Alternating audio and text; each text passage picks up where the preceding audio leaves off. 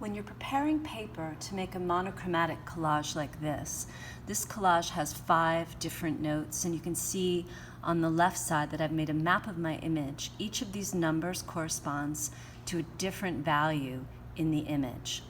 But you've got a lot of options. In this collage, I've done an image that is with store-bought paper, so you can go to the art store and just buy like 5 different tones of store-bought paper and use that for your collage. It's super easy, and you can just tear it or cut it to the size that you want for your collage shapes.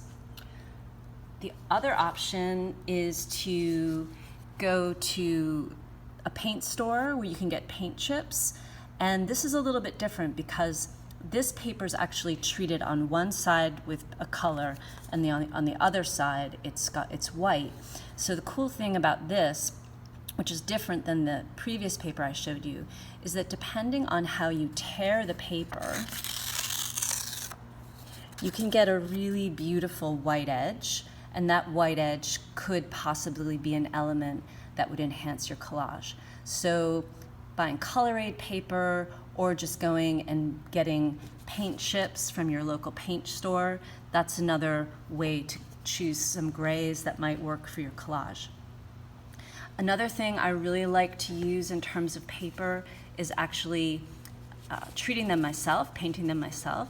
So here are some really beautiful hand-painted papers. Each one is a different shade of gray. And for this, I used some rice paper, which is super absorbent, and it tears really beautifully. It can have a really soft edge, and it's super absorbent.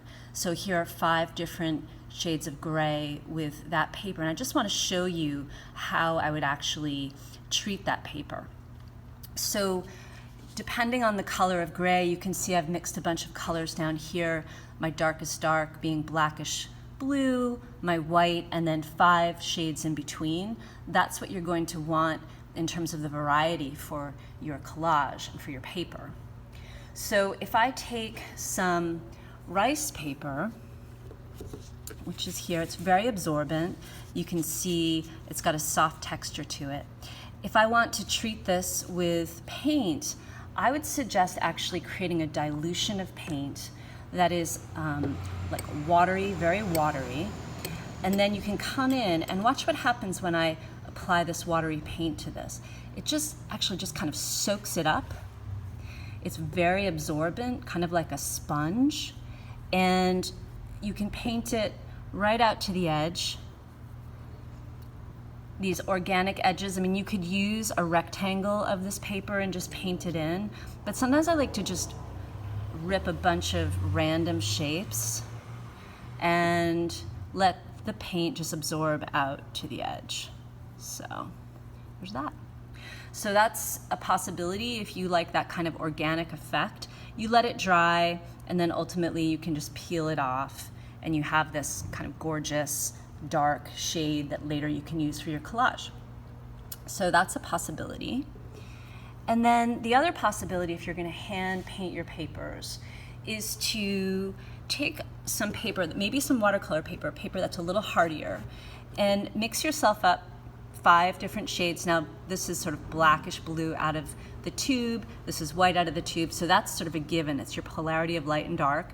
And then your mid-tone grays in between. And when you go ahead to paint those in, you know, I've taped this paper down so it won't curl on me. This paint's a little bit more opaque. The white you could paint in, or you could just leave it as the white of the paper. And then when I come to paint my next darkest shade, I can come in and just treat the paper, painting it rather opaquely. I'm painting over the edge of the tape.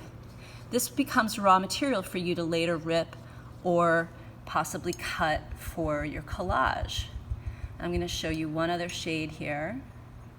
And so that might be my second, you know, after white, my next value. And then this one, you can see it's a little bit darker. And you can just keep on creating these pieces, each one getting increasingly darker until you get to your darkest dark. And then when that dries, that's also really great raw material for your collage. So in preparing to create a monochromatic collage like this, you really want to make choices about your materials that are going to suit your aesthetic. And I personally love papers that I can rip, that have a little meat to them, that create kind of an interesting edge. And whether you hand paint it or whether you buy it at the store, there's a lot of possibilities in terms of the effects that you can achieve.